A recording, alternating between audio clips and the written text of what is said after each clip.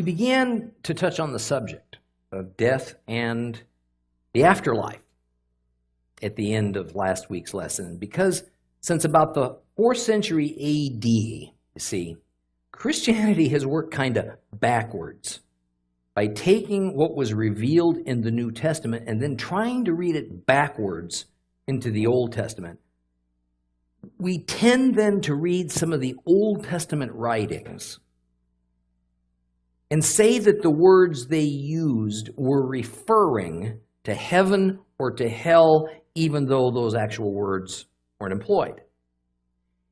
Any good Jewish scholar can tell you that's not the case, that what it says is what they meant, and that the concept of a man going up to heaven to be with God or descending to a place where the devil resided was not envisioned to the inspired writers of the Hebrew Bible. Now, certainly we see the concepts of death and the afterlife evolve as we progress through the Old Testament, but we never will find an explicit thought of a man dwelling in heaven in God's presence. Now, as scattered and as uneven as this subject is, particularly in the Old Testament, in general, one could say that death revolved around Sheol. And from an Old Testament perspective, Sheol was not Hades, it was not hell, but it certainly wasn't a desirable place to be either, even though it was inevitable for everybody. Rather, it was the common place that every human could expect to visit, the grave. Whether wicked or good, Israelite or heathen, Sheol was the end of physical existence. And for the most part, there was a very hazy, undefined sense of an afterlife in an underworld that was thought to exist. Undoubtedly, this was a holdover from Israel's 4 centuries in Egypt, where there was a highly evolved and practiced doctrine of death and the underworld and the spirits of the dead, and even a kind of resurrection that was similar to, but not identical to, the concept of reincarnation. The entire purpose of those fabulous pyramids had to do with making the spirits, or the afterlife, of the departed kings and queens or aristocrats very comfortable and safe. Ancestor worship played a significant role in practically every known culture of the world in the Bible era. Ancestor worship isn't necessarily as it sounds. It didn't always involve worship. Sometimes it was honoring spirits of the dead out of an obligation to do so. That's because you wanted them to do it for you when you died. In other cases, there was a kind of worship in that it was thought that a dead person's spirit was in close contact with the god of the underworld. And perhaps you could ask your ancestor's spirit to get this underworld god to do something for you. We know for sure that the ancient Hebrews incorporated ancestor worship in their death cult and in their afterlife beliefs. We find reference to it in many passages in the Bible, especially as it pertains to Jacob and to Joseph, insisting that they be buried outside of Egypt with their ancestors so that they could continue to commune with them in the afterlife. But by no means was the biblical literature on death and afterlife in the mold of Egyptian theology. Death was a negative for the Hebrews. Whatever vague sense of life after death that was contemplated was negative. Physical life was the best. It was the highest form of existence for a human. Death was just an unpleasant fact. Living a long life, a full lifespan, that was the blessing. Going to the grave early was called, in general, being cut off, particularly if one was seen as wicked or maybe having trespassed against God. Just as Sheol is the fulcrum of the Hebrews' thoughts on death, the term shades is the generic term for whatever form of it exists, if any, that a human assumes upon his death. In general, though, the most pleasant prospect of death was to sleep with one's ancestors. Now, that's a phrase that's been hotly debated. The accepted thought is that whatever happens in the grave, to sleep with one's ancestors generally meant that somebody was in a peaceful state, as opposed to being in a state of perpetual anxiety or torment. Now, in Jesus' day, not only had the idea of a place where the spirits of the dead existed come into vogue, spirits waiting for something, probably judgment, but the concept of bodily resurrection was also a hot religious topic of his day. Some, like the Sadducees, said no to bodily resurrection, while others, like most sects of the Pharisees, said yes to the possibility of bodily resurrection. But even the concept of bodily resurrection wasn't what we think of it now. That is, that our spirits are either in hell or with God, and then our physical bodies are resurrected and we go to a spiritual place, heaven, if we were believers for further existence. Instead, the Jews of Jesus' day, for centuries before, and in many cases it remained so, for them, resurrection of the dead was most often only a metaphor for the restoration, if you would, of an apostate and of an apostate Israel, a subjugated Israel at times. It did not mean to literally have a dead person come back to life in a better body. For some in that era, it meant that after Israel had been purified by the Lord and made the dominant nation on earth as God's kingdom, then perhaps those who died as righteous members of the great perpetual kingdom were brought back to life, a physical, earthly life in this restored and purified kingdom of God, Israel. Certainly they had never been at any point up in God's heaven. So the concept proposed by Yeshua and then expanded upon by Paul of believers living eternally in the presence of God in heaven in a higher spiritual plane, this was new. The Jews indeed believed in a world to come, in Hebrew, olam haba. But generally it looked a lot more like the widely accepted Christian view of the millennium, the 1,000-year reign of Christ. Because that takes place physically on earth, not in heaven. Though different Jewish sects believed differently, the thought generally was that a new golden age for Israel was at hand, the world to come, the olam haba, in which Israel would be the preeminent world power, and Israel, governed by God, would finally take its rightful place as a godly kingdom that governed the whole earth. The entire world would, in essence, convert to Judaism and follow the Torah perfectly. That was what was in their minds.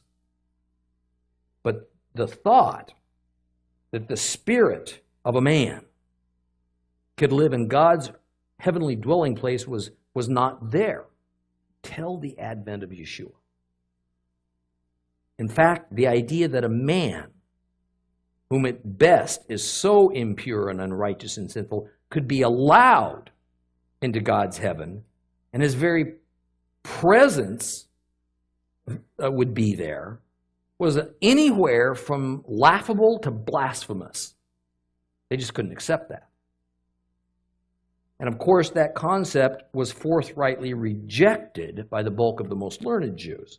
The least learned Jews, the peasants, now they were more open to this idea. Therefore, it was the common folk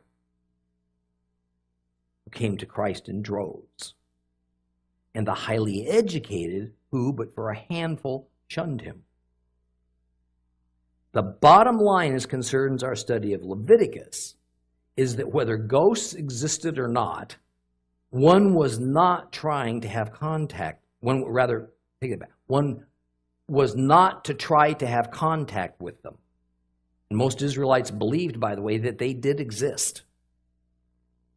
Nor was one to have anything to do with someone who did the contacting of the dead as a paying profession.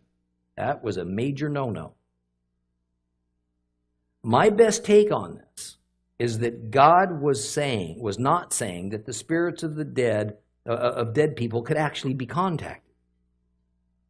Rather, it was an unclean, unholy thing to be dealing with such matters, and only unholy people would even try it. The dead are dead. And death is an abomination to God. The spirits of the dead exist somewhere, but in the scriptures, it's only the heathen who try to consort with these spirits, a living being communicating with a dead being. But the attitude towards attempting to commune with the spirits of the dead is akin to idol worship, the worshiping of false gods. First and foremost, they're not real. These gods don't exist in the first place. The Bible will at times call them false gods, lo Elohim, non-gods. And really, what the spirit mediums are sometimes consorting with or worshiping are demons that lie. And they claim to be the spirit of a dead person that somebody's trying to contact. Because then they can influence that person. They can deceive that person at the behest of their boss, Satan. There is utterly no doubt that anyone can, hear me, anybody can contact and consort with a demon. And we get Old Testament and New Testament examples of that exact thing. Go back to Leviticus 19. In Leviticus 19, verse 32, God instructs that Israel should respect the elderly. This is not ancestor worship, nor does it mean that the oldest living member of the household is necessarily dominant in an authority. It means to honor them, usually by taking care of them and seeing to their needs, because at this point in life, they're not physically able to care for themselves. But it also means that the wisdom that the elderly have gained ought to be put to good use. It ought to be appreciated, not ignored. Next, we have another command that actually won't even have any meaning to the Hebrews for about 4 decades. Don't wrong a stranger, ger, G-E-R, ger, that lives with you in your land, the land, of course, being the land of Canaan. This theme of a duty to treat foreigners fairly and to even allow those foreigners who want to give up their heathen gods and make the God of Israel their God, that they be welcome new members of the nation of Israel. This is repeated time after time.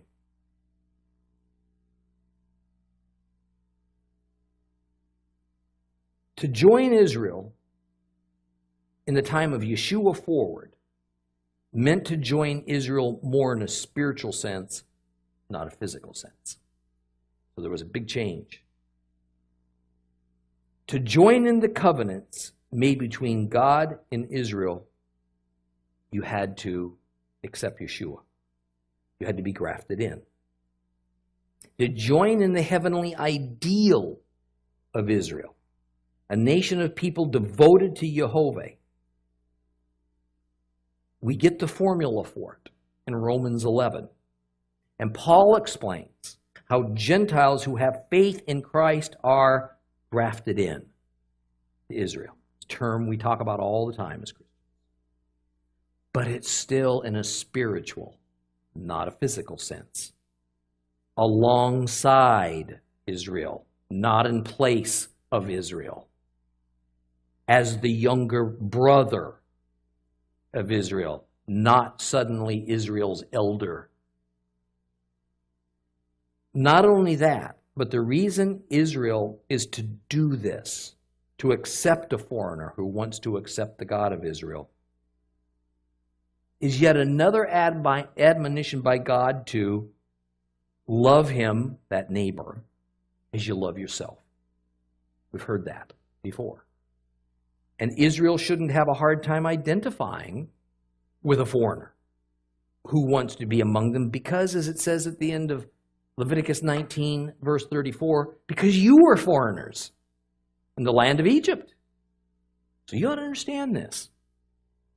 And part of the reason for the Egyptian experience was to learn some valuable lessons.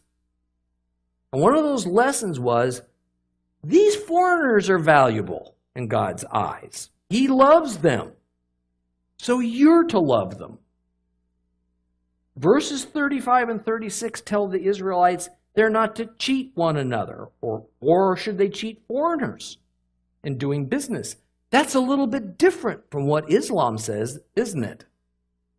Islam says if you're not a Muslim, take every advantage that you can, deceive, lie, kill, steal from them. It's not really stealing. Matter of fact, that'll earn you a trip to heaven. So the next time somebody tells you Islam's just like Judeo-Christianity, it's all the same, walk away. Again, as I mentioned over time, more than once, it remains, even just the Middle Eastern culture, to cheat and to bribe and whatever it takes to win in a business transaction. The best and most revered businessmen, in fact, in the Middle East, are the cleverest, because they can cheat the best, get away with it. God's people are to emulate God, be fair and be just to everybody. Now, this chapter ends with God's reminder to follow all of his laws and commandments, not just the convenient ones. So let's move on to Leviticus chapter 20. Now, this is going to continue with God's lesson in holiness to the general population of Israel. The thing we should notice is that in the previous chapters, particularly chapters 18 and 19, God laid down a whole series of rules and ordinances that basically said, don't do this as the pagans do. Instead, do something else. Now in chapter 20, God backs up and says, but if you do any of these forbidden things I've told you not to do, then this is what's going to happen to you. In other words, the penalty for violation of God's commandments is more the point of chapter 20.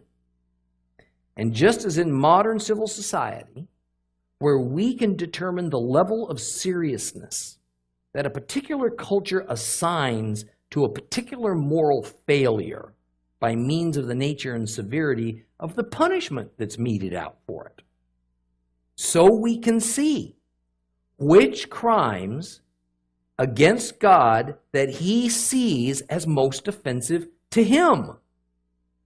And we can see this according to the severity of penalties that he prescribes for each of these trespasses. And as we read chapter 20, the general structure is going to be that we will move from the most serious trespasses against God, which requires the violator to forfeit his life, to the level just under that, in which a person is cut off by some means. Now, please keep in mind that every violation listed in chapter 20 is a very serious one. Even sins of the slightly lower level of violations in which one is cut off are at times called aberrant to God. In modern day legal thought, then, we would say, every one of these moral failures are serious felonies. The issue is analogous to whether a crime is going to be a capital offense, or maybe you'll just suffer in prison a long time, maybe up to life. That's the dividing line. So, pull out your Bibles, open them to Leviticus chapter 20, and we're going to read it all. If you have a complete Jewish Bible, it's page 133. 133. Leviticus chapter 20. Adonai said to Moshe, say to the people of Israel, if someone from the people of Israel or one of the foreigners living in Israel sacrifices one of his children to Molech, he is to be put to death. The people of the land are to stone him to death. I too will set myself against him and cut him off from his people, because he has sacrificed his child to Molech, defiling my sanctuary, profaning my holy name.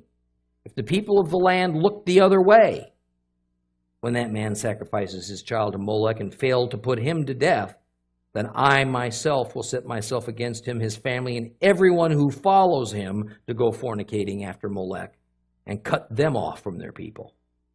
The person who turns to spirit mediums, to sorcerers, to go fornicating after them, I will set myself against him and cut him off from his people. Therefore consecrate yourselves. You people must be holy, because I, Adonai, am your God. Observe my regulations and obey them. I am Adonai, who set you apart to be holy. A person who curses his mother or father must be put to death. Having cursed his father or mother, his blood's on him. If a man commits adultery with another man's wife, that is, with the wife of a fellow countryman, both the adulterer and the adulteress must be put to death. The man who goes to bed with his father's wife has disgraced his father sexually. Both of them must be put to death. Their blood's on them. If a man goes to bed with his daughter-in-law, both must be put to death. They have committed a perversion. Their blood's on them. If a man goes to bed with a man as with a woman, both of them have committed an abomination. They must be put to death. Their blood's on them. If a man marries a woman and her mother, it's depravity. They're to be put to death by fire, both he and they, so there will not be depravity among you. If a man has sexual relations with an animal, he must be put to death, and you're to kill the animal. If a woman approaches an animal and has sexual relations with it, you're to kill the woman and the animal. Their blood will be on them. If a man takes his sister, his father's daughter, or his mother's daughter, and has sexual relations with her, and she consents, it's a shameful thing. They are to be cut off publicly. He has had sexual relations with his sister, and he will bear the consequences of their wrongdoing. If a man goes to bed with a woman in her menstrual period and has sexual relations with her, he has exposed the source of her blood. She has exposed the source of her blood. Both of them are to be cut off from their people. You're not to have sexual relations with your mother's sister, your father's sister. A person who does this has had sexual relations with his close relative. They will bear the consequences of their wrongdoing. If a man goes to bed with his uncle's wife, he has disgraced his uncle sexually. They will bear the consequences of their sin and die childless. If a man takes his brother's wife, it's uncleanness. He has disgraced his brother sexually. They will be childless. You are to observe all my regulations and rulings and act on them, so that the land to which I'm bringing you won't vomit you out. Do not live by the regulations of the nation which I'm expelling ahead of you, because they did all these things, which is why I detested them. But to you I have said, you will inherit their land. I'll give it to you as a possession, a land flowing with milk and honey. I am Adonai your God, who has set you apart from other peoples. Therefore you are to distinguish between clean and unclean animals, between clean and unclean birds. Don't make yourself detestable with an animal, a bird, or a reptile that I've set apart for you to regard as unclean. Rather, you people are to be holy for me, because I, Adonai, am holy. I have set you apart from the other people so that you can belong to me. A man or a woman who is a spirit medium or a sorcerer must be put to death. They are to stone them to death. Their blood will be on them.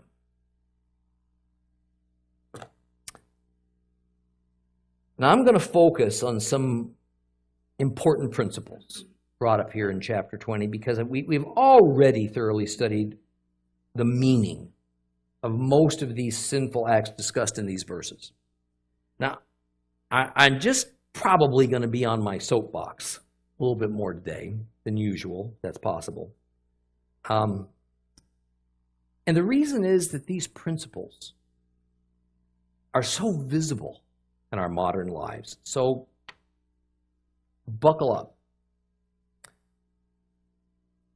Notice that between the end of verse 1 and the first part of verse 2, we get a solid definition of whom these laws are addressed to.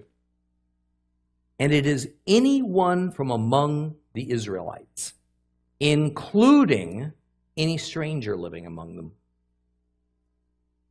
It's referring to any citizen of Israel who could be born, who could be a natural-born Hebrew, could be a foreigner who's given up their God in order to worship Jehovah and thereby has formally joined Israel, and it also includes any ger living among Israel. A ger is a foreigner who has not joined himself to Israel, but he is living among Israel presumably for the benefits that this relationship with Israel brings them. I point this out because it is so often said, well, the laws of the Old Testament are just for Israel, meaning, of course, those who are of Hebrew descent. And therefore, nothing of the Old Testament applies to modern Gentile Christians, those not born as Hebrews, or as we say today, Jews. Well, I hope by now I've demonstrated to you that nothing could be further from the truth. But also noting that just as it's not obedience to God's laws that brings us redemption, neither was it for the Israelites. The law is about teaching us what holiness is. It's about teaching us what holiness looks like. What's acceptable to God? What's not acceptable? What is good in God's eyes? What's not? The purpose of the Torah is to show a redeemed person how to live a holy life. It's not to redeem an unredeemed person. And here we find that if someone wants to live among God's people without formally being one of God's people, that's permissible. But they're going to be subject to the same rules and laws of Israeli society as is all the Israelis. And law number 1 is no idolatry. Specifically, no Molech worship. Now, Molech worship was a particular concern to Jehovah because it was practiced by a significant segment of the Canaanites, the current inhabitants of the Promised Land, and by some of the other cultures throughout the known world that the Israelites were going to encounter. Just as important, many people would come to the Promised Land who wanted to join Israel or just stay with Israel for a while for economic reasons, and they were the worshipers of other gods. So it was necessary to lay out the law about this subject because God's laws were to apply throughout God's land. This particular false god, Molech, was especially taboo because his chief attribute was he demanded human blood. Child sacrifice, actually. Now, just as we've already seen, the names of the people in the Bible varied from culture to culture. For instance, Nimrod was a Babylonian name. Asher is that same name, only it's in Assyrian. So we see it with Molech. When we find a god with almost exactly the same attributes, being worshipped by various far-flung cultures, although he goes by different names, we can be fairly certain that it is the same God that's being worshipped. For instance, Ashtaroth, Ishtar, Astarte, and Oster are all the same goddess, the fertility goddess.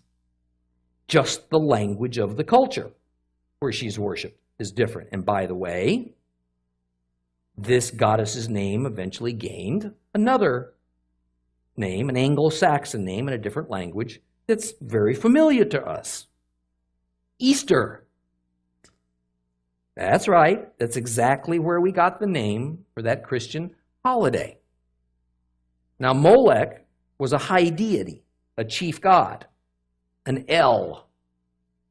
Because the world's people worshipped many gods, a hierarchy was developed. Gods were put into a pecking order. Some gods were subservient to, or at the very least, less powerful than other gods. A fertility goddess, a god of the rains, a god of the underworld, a god of the harvest. These were lesser gods. So invariably, there had to be a chief god, the god above the other gods, who sat at the top of the hierarchy. And Molech, and all of his various names, he was a chief god. In fact, this concept of one God preeminent over all the others appears in Hebrew culture. The Hebrew El, as in Elohim, El Shaddai, simply means highest God, chief God. So such a term has no meaning if there's no other gods to compare him to.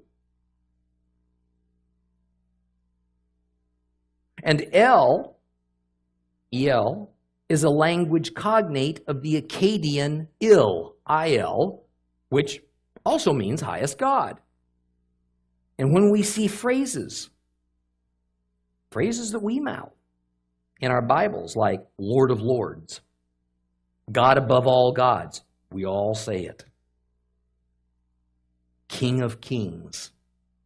We ascribe these to Jehovah, sometimes to Yeshua. These are all just cultural language holdovers from the days of multiple God worship among the Israelites, because we find those terms in the Bible. Yes, in Hebrew and even among the nation of Israel, the thought of there being multiple gods was prevalent during the entire period of the Old Testament on into the time of the New. And we're going to talk about that in a little bit more. Now, in Moab, which bordered the Promised Land, the Moabites called Molech Chemosh. Chemosh. In Ammon, which was another bordering nation, the Ammonites called this same god Baal, sometimes Baal Peor, sometimes Baal Zebuv. Anybody know what that means? Lord of the Flies.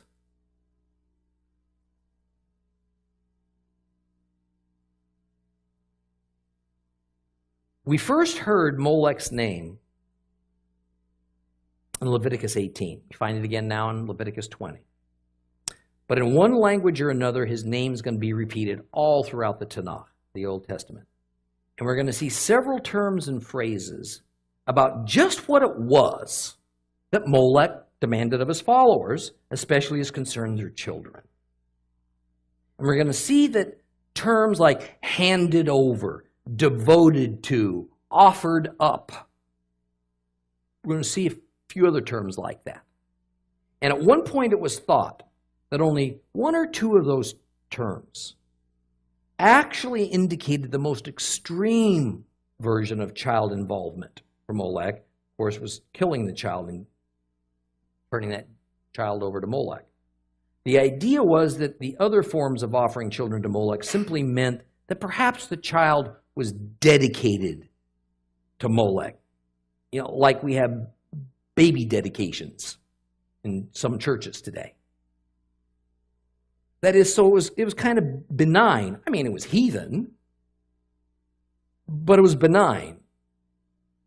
General agreement now, however, is that all these terms, every one of them, are just various idioms representing the same exact thing. The child is executed. Sometimes the child would become a burnt offering. Perhaps even more often, a child would be killed, buried in the foundation of a new building in order to dedicate that building to Molech, or call for Molech's blessing upon that building or family or activity that took place there. Now, very sadly, Israel's history is replete with bowing down to the false god of this horrendous cult. Israel at times merely accepted the worship of Moloch by foreigners living among them, obviously for the sake of tolerance, diversity. But Israel also established the worship of Moloch for themselves in various eras. Turn your Bibles to 1 Kings chapter 11. We're going to look at 8 verses. 1 Kings chapter 11. If you have a complete Jewish Bible, it's page 382. This is going to surprise some of you.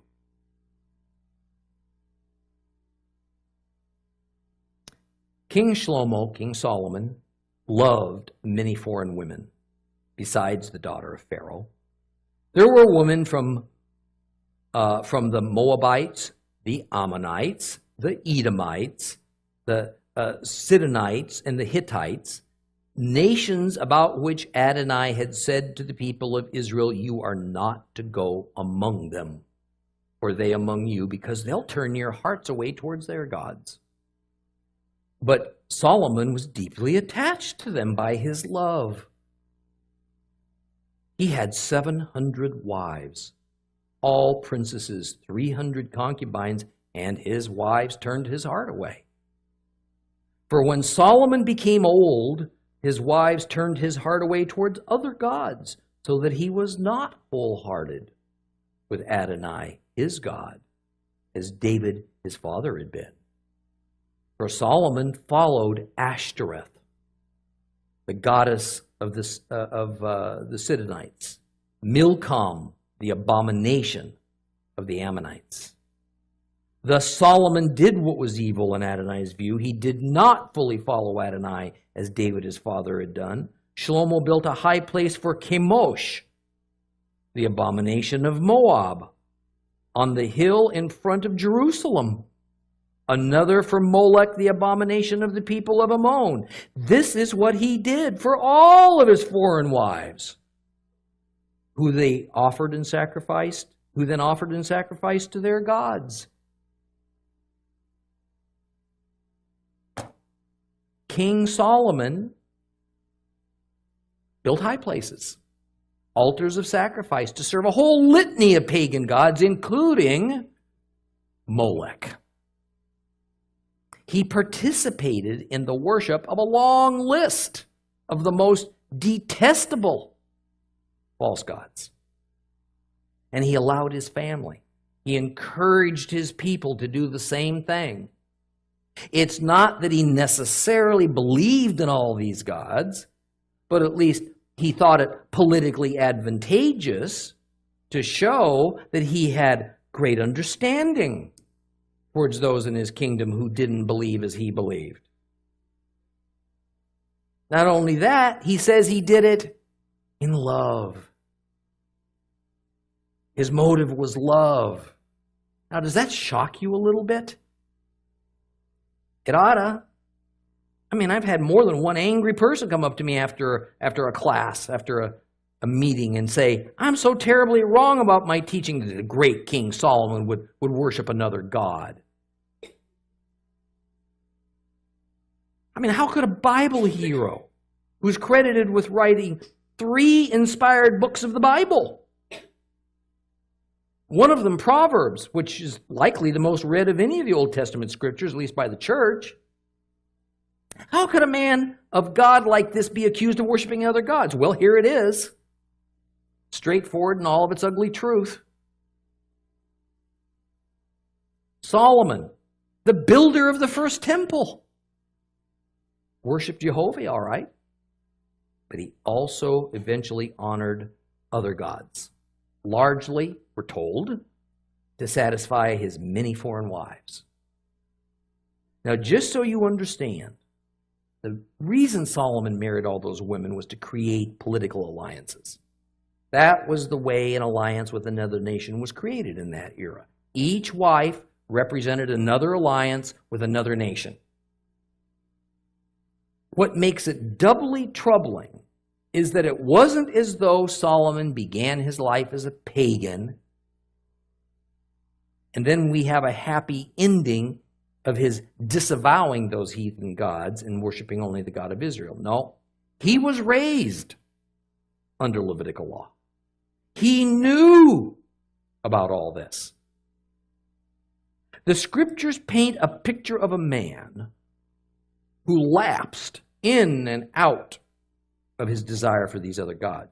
Undoubtedly, he worshiped Jehovah at the same time he was worshiping these false gods, thinking all the time he's doing such a good thing. That's what it means when it says he committed idolatry in love. He was deceiving himself. What he was doing was to try to please others. And can you imagine the image of Solomon worshiping those other gods, making a mockery of everything that Israel stood for, and how that must have hurt and angered and offended those citizens of Israel who had worked so diligently to stay true to the God of Israel? Aren't you glad you don't ever have to witness that? Not so fast.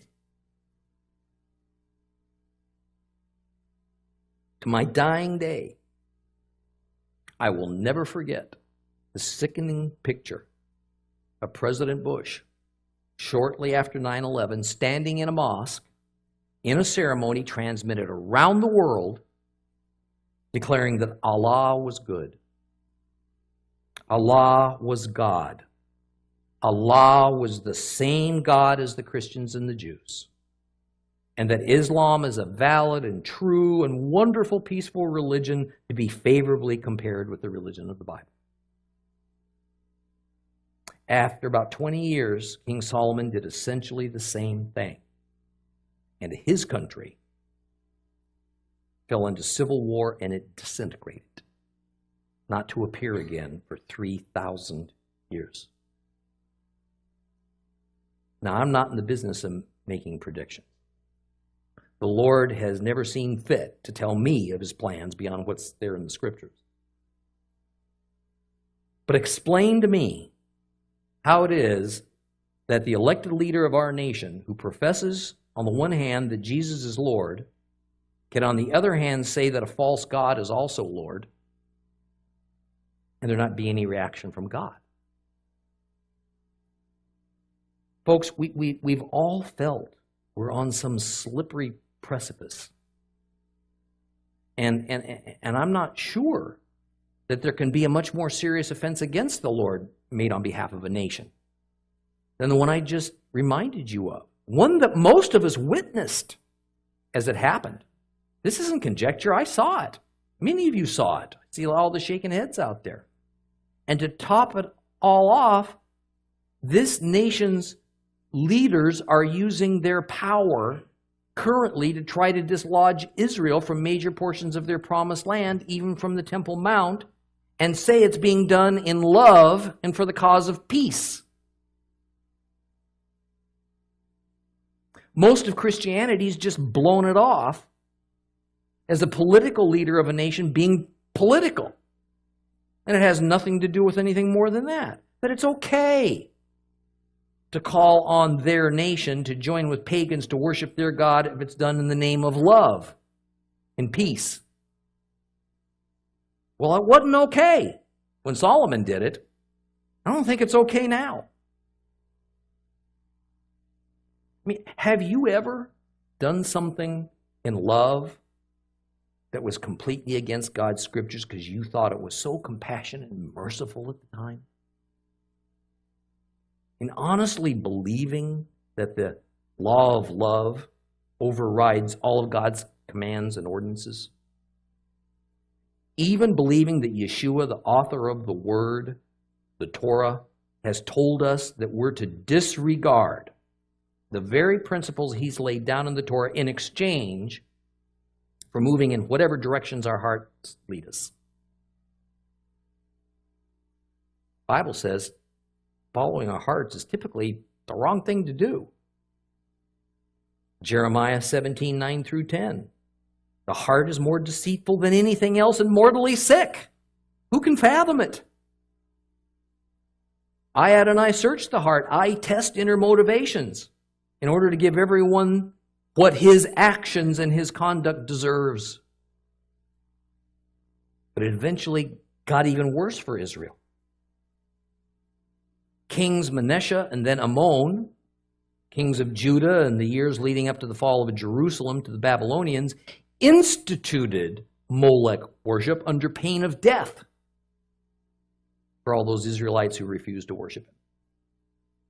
Even in Yeshua's day, there was an altar in Gehinnom, the valley of Hinnom, that surrounds the eastern and southern edges of the holy city, where Molech was openly worshipped just under the Temple Mount.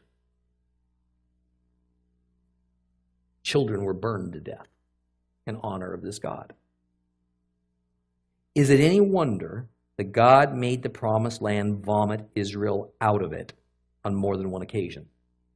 Is it any wonder that God speaks so passionately against Molech? I mean, I took you on this bit of a detour because I wanted you to understand the unbelievable abomination of tolerating the worship of other gods.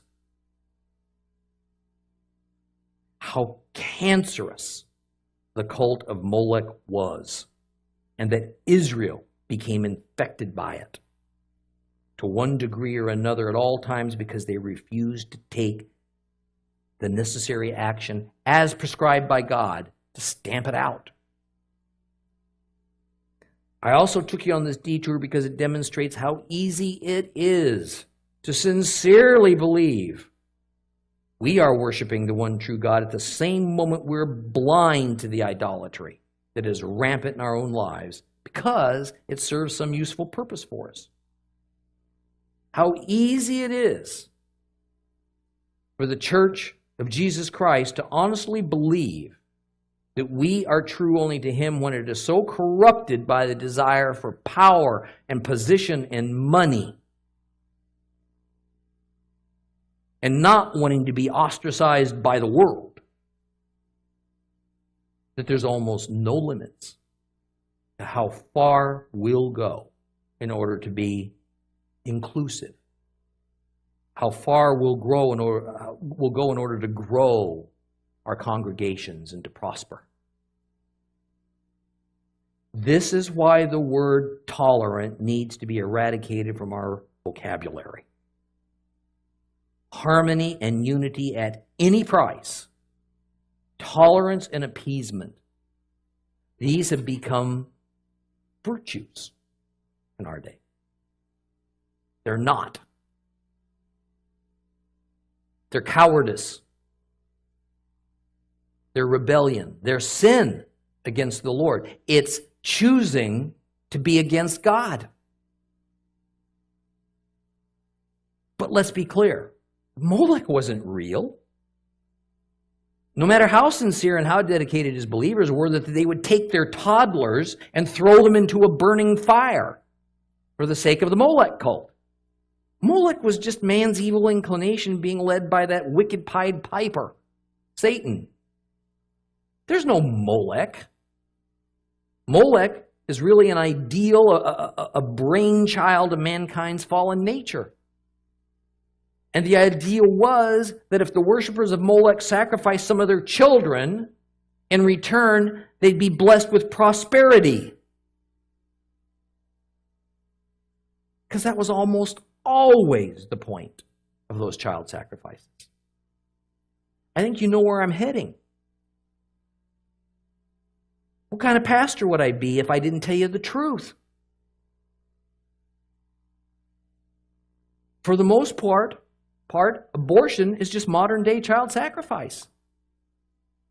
Why are the unborn sacrificed? Almost always for our personal well-being and prosperity and comfort.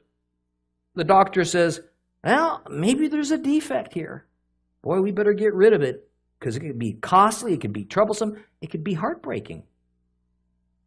That little blue ring in the bottom of the test tube says there's new life growing in that mother's womb. Oh, but what a burden that would put on our already stretched family budget. Better stop that now. The human secularist and environmentalist sees new human life as a threat to our overpopulated, in their eyes, planet.